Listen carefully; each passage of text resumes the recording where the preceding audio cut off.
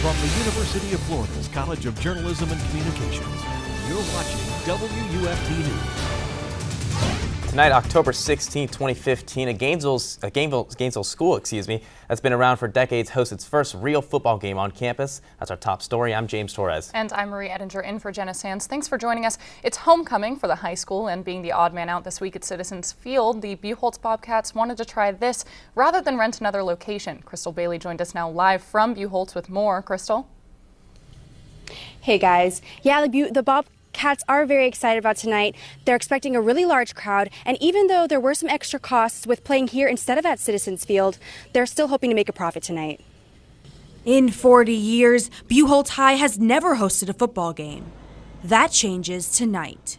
We anticipate coming out and playing our hardest. The specialness of it will kind of wear off once that first whistle sounds. Buchholz will host the Bartram Trail Bears while another game goes on at Citizens Field, the downtown venue shared by 3 local high schools.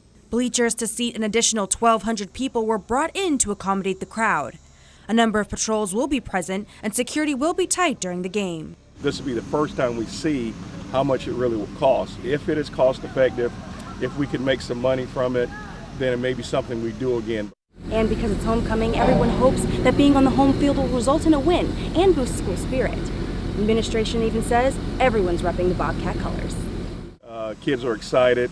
We beat GHS last week. So everybody's really got school spirit. All of the teachers are wearing their shirts today. So if you walk around campus, you'll see a lot of school spirit. So that's the idea, is to get the kids excited about homecoming. Jesse Hurd was the school's first head coach, and the school field is named after him. He'll be back this evening to give the Bobcats a pep talk before kickoff. And after the 7:30 game, students can get dressed up for the homecoming dance. So there's a lot of excitement here in Northwest Gainesville. Reporting live from Buchholz High School, Crystal Bailey, WUFT News. Crystal, thank you. And we'll have much more on that game later in our sports newscast. Right now in Gainesville, we're getting reports of an accident blocking Waldo Road at 23rd Avenue. Gainesville police recommend avoiding the area. But among the biggest news stories today in Florida, a baby was killed and 3 others critically injured in a crash on a central Florida road involving several vehicles.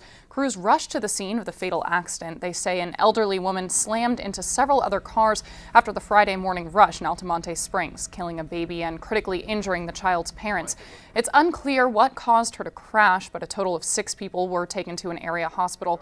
Traffic was practically stopped at the intersection as crews worked to clear the scene and investigators gathered evidence. Sarasota police believe they've found the body of an infant who's been missing since last month. Investigators say a baby's body was found on the property in Northport. They believe it's the body of Chance Walsh, a 9-week-old infant who's been missing since September 9th, when his grandmother asked police to do a well-being check. Biological parents Kristen Burry and Joseph Walsh remain in custody in South Carolina. I can assure this community that there are no other persons of interest that we are looking for, and those individuals remain in custody in South Carolina as we continue our investigation.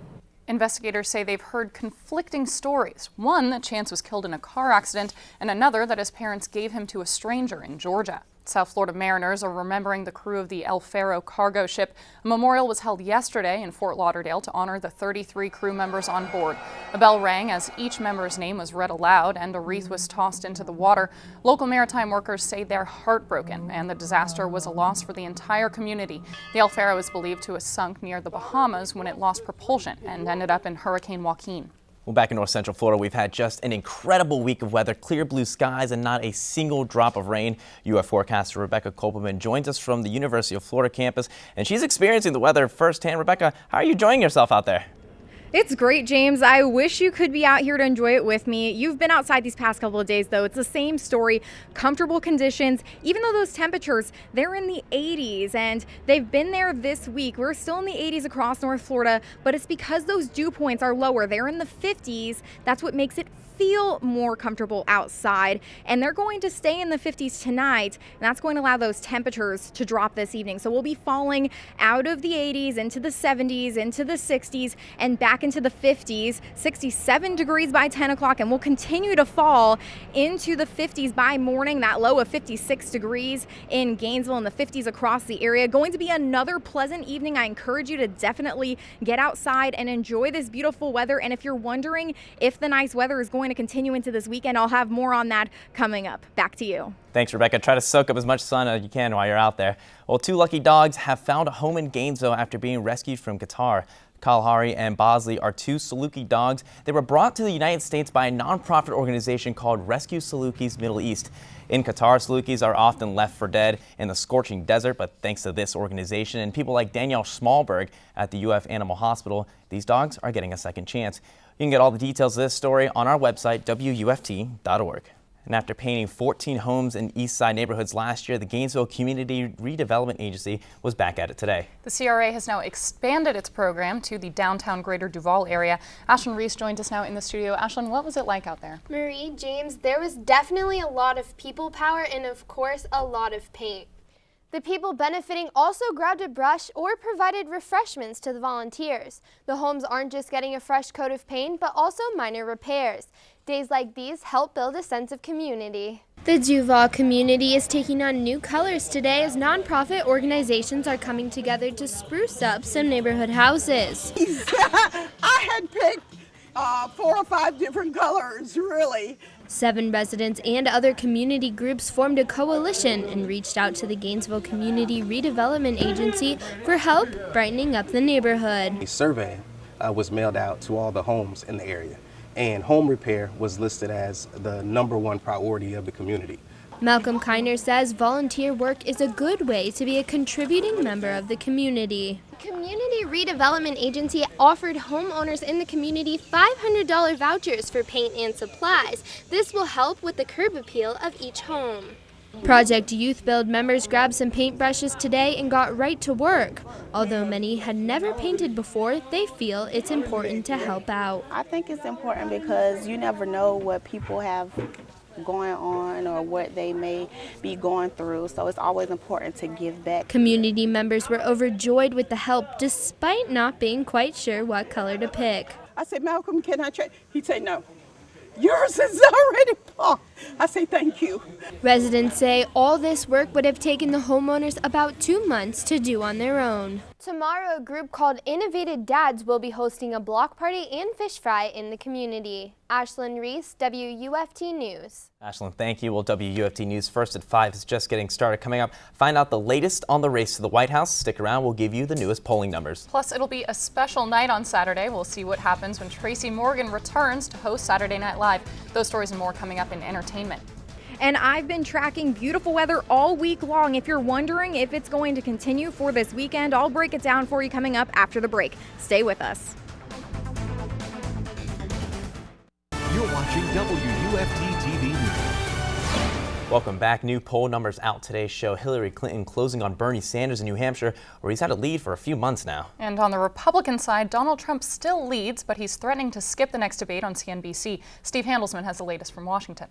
In New Hampshire, where Bernie Sanders leads her in most polls, Hillary Clinton made a promise on an issue she thinks distinguishes her from him: guns. As president, I will push and achieve universal background checks. Most Democrats are saying Clinton won the debate in Las Vegas, but ahead lies danger. Mrs. Clinton, any reaction to the Benghazi ads? Huma Abedin, Clinton's closest aide, was questioned today at the Republican-run House Committee on Benghazi and the emails, where Hillary Clinton herself has to testify next week. Again, Democrats are asking, is this probe a GOP plot? Whether this is a taxpayer-funded effort to derail the candidacy of Hillary Clinton. I am confident that the American people will say this was a professionally conducted investigation.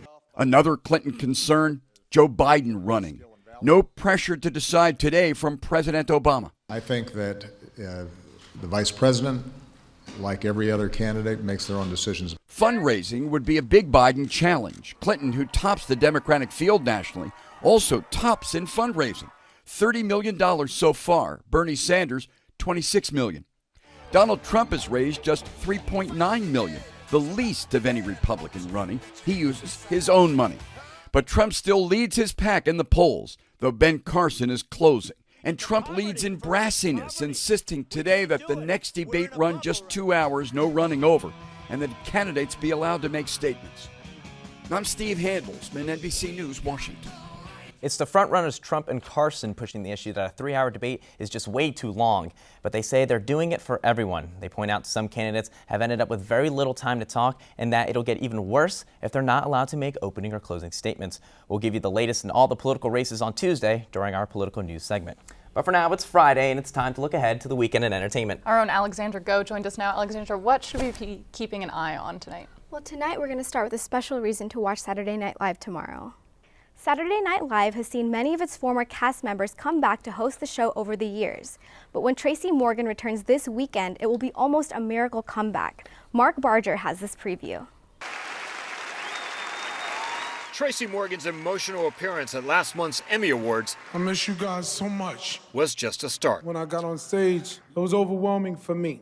Another wave of emotion is likely this weekend. You're back, Tracy. Yeah, I'm back. When Morgan comes back to host the show that ignited his career. Yeah. I didn't say stop, Bobby. Keep clapping. Morgan's return comes just 16 months after a highway crash left him with a traumatic brain injury. To have him come back, and especially after what he's been through, it's special on so many different levels. Current SNL cast member A.D. Bryant grew up watching Morgan's antics in Studio 8H. I'm Brian Fellow.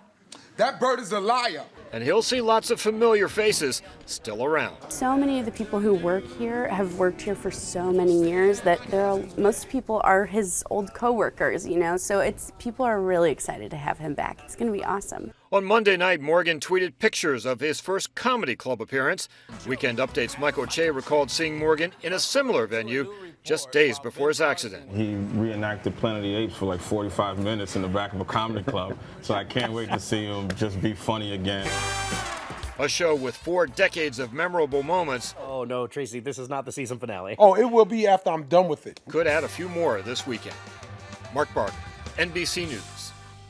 Whatever happens, Morgan's return to Studio 8H is sure to be emotional for the comedian, who spent 7 seasons on SNL.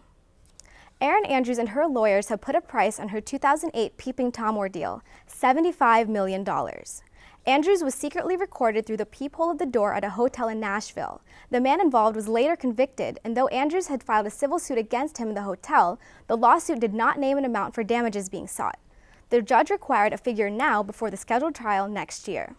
And the Cold War is a hot topic in Hollywood these days. This year, we've seen a handful of big-screen reenactments of the war, including The Man from U.N.C.L.E. and the chess movie Pawn Sacrifice. Now the masters of cinema take their turn with the Steven Spielberg film Bridge of Spies. Here's Raphael Seth with the box office preview. Need to know what the Russian is telling you. Tom Hanks traverses troubled waters in Bridge of Spies. This Cold War thriller is based on actual events. Hanks plays a common lawyer asked to negotiate an uncommon case to defend a Soviet spy caught in the U.S. while also negotiating the release of an American pilot shot down over Russia.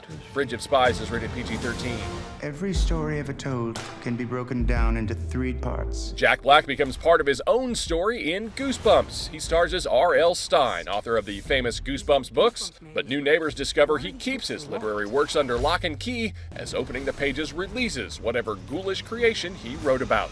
Goosebumps is rated PG. There are parts of the house that are unsafe. Home is where the heart is, buried in Crimson Peak. Mia Wasikowska plays a newlywed crossing the threshold with husband Tom Hiddleston, but she soon finds out the ramshackle manor is full of shadows and creaks and possibly human remains. Crimson Peak is rated R. We have new information on the president's military service. The truth sets Robert Redford free in a bad way in Truth. He stars as Dan Rather, the venerable CBS newsman fired for a controversial report. Kate Blanchett is his producer, uncovering damaging allegations against former President Bush, only to have the supporting documents come up fake.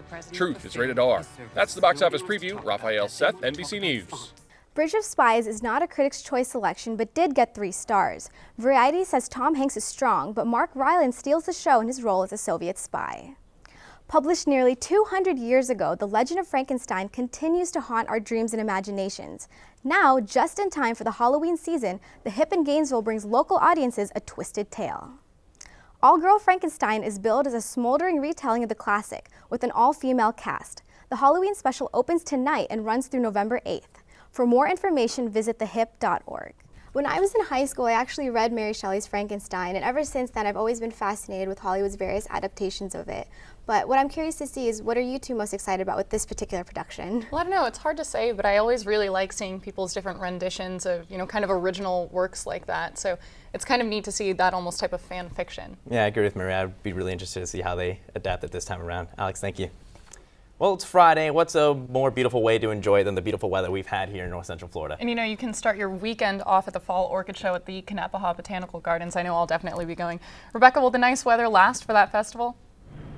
Marie, James, there's some good news for this weekend, but let's talk about right now. I'm enjoying it outside. We have these clear skies. The sun is still shining, but it feels very comfortable outdoors. Today over the University of Florida's campus, your time lapse, you can see just a couple of clouds in the sky, but otherwise clear, beautiful. Hope you got a chance to enjoy it. Those temperatures, they're still in the 80s. Yeah, it's a little warm out here right now, but it's feeling comfortable outside, and it's going to continue for the rest of the night. Temperatures are going to be falling through the 80s, through the 70s, through the 60s, and once again into the 50s. By 10 o'clock, we'll be at 67 degrees. We'll fall into the 50s by morning, upper 50s for most of North Florida, 56 degrees for that low temperature in Gainesville. Now, there's going to be another change that's on the way. In the afternoon, we'll still have the temperatures in the 80s tomorrow, but then there's a drop that occurs on Sunday and Monday. Those high temperatures in the 70s for both Sunday and Monday. 76 on Sunday, 75 on Monday.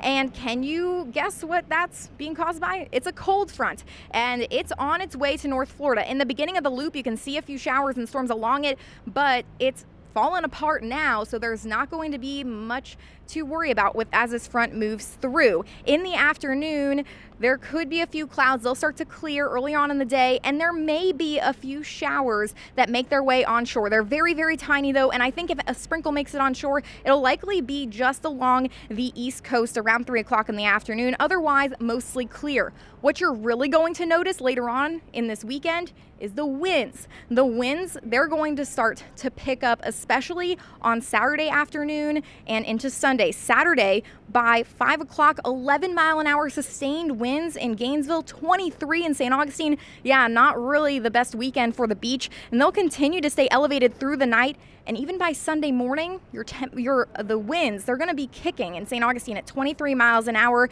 There could even be gusts up to 30 along the coast on Sunday. And we have those sustained winds continuing even in Gainesville and inland areas. 16 miles an hour in Gainesville, and they're getting near 20 miles an hour in Ocala. Those winds will stay elevated all the way through Sunday and for Monday. So for your Saturday, let's just recap it all. And for tonight, cool in the 50s. We'll have a few clouds to start during the day, but it'll be comfortable. The skies will clear. We'll have those temperatures in the 80s. For the rest of your 6-day forecast, during the afternoon on Sunday, you'll really feel that breeze. Temperatures are going to be in the 70s, so you're really going to notice that difference. It's going to be very comfortable, very nice, and even cooler as that front moves through. Temperatures staying in the 70s through Monday, and then we finally start to see those temperatures rising back up by Tuesday and Wednesday, and then there's just a slight chance for rain on Wednesday afternoon. And James and Marie, I hope you guys definitely get a chance to enjoy this beautiful weather tonight and for this weekend. Rebecca, I was loving everything you said until you said a little something about rain, so I gotta say I'm a little disappointed now. Definitely. I was pretty used to this nice weather. It'll be sad to see that go. Like I said, soak up the sun while you can, but thanks for joining us. Well, the Florida Gators are defending their undefeated title in Baton Rouge this weekend. And sports anchor Joel Sebastianelli is here to tell us their chances at a postseason. It's hard to believe that we are talking about an SEC championship or a playoff berth at all, but we are. The Gators take an undefeated record into Death Valley this weekend. This is Treon Harris's team now, but the coaching staff is putting the weight on everyone's shoulders Saturday. We'll tackle the talking points and take a closer look at the matchup. Sports kicks off after the break.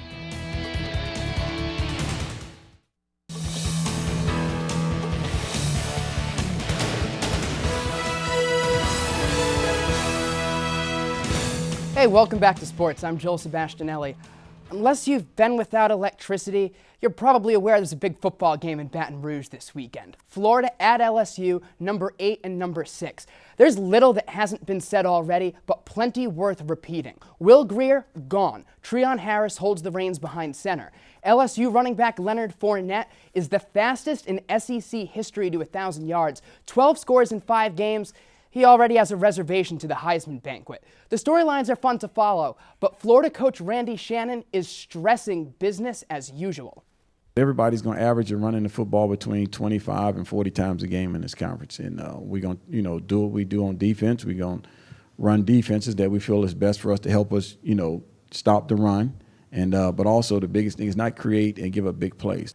I think this is the most interesting stat. It's the 4th straight week LSU will play against a backup quarterback. Like terms and conditions, you don't know any of them, but that's a good thing for the Gators because outside of overmatched Eastern Michigan, which is an outlier here, LSU hasn't forced QBs into game-changing mistakes. An early lead and balanced attack may be pivotal for UF to take pressure off of Treon. Auburn and Kentucky got the weekend off to an early start last night in Lexington. The Tigers finally have their first win in SEC play. Auburn's Peyton Barber rushed for 92 yards and 2 scores in the 30-27 win. Ole Miss is out of conference and on the road tomorrow. They take on an undefeated but untested Memphis team. And Florida LSU, it's not the only top 10 clash this weekend. Major SEC West title implications at stake between Alabama and Texas A&M. And in the East, Mizzou and Georgia are each in dire need of a victory just to keep their division hopes alive. Now, as we mentioned at the top of the show, Buchholz High School is making a little history tonight by hosting a varsity football game on campus. Generations of Bobcats have hoped for this, so it's adding to the homecoming hype. Kaylee Glider has more on how the school spirit is showing on and off the field. Gainesville, Eastside, and Buchholz High School are the 3 teams that share Citizens Field. And this week, the Bobcats were given the short end of the stick. So we were going to have to play our homecoming game in Newberry or possibly Santa Fe.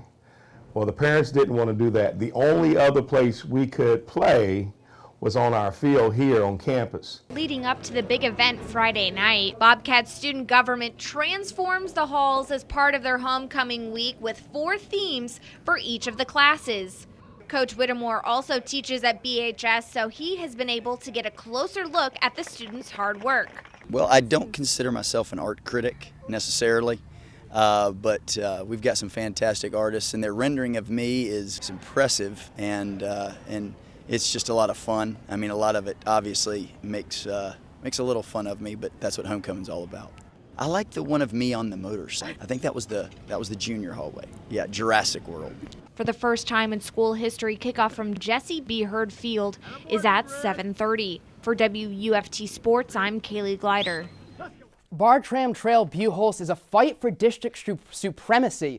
The Bobcats are coming off a win against Gainesville last week, which spoiled the GHS homecoming. Buchholz is hoping for another strong outing from quarterback Jackson White.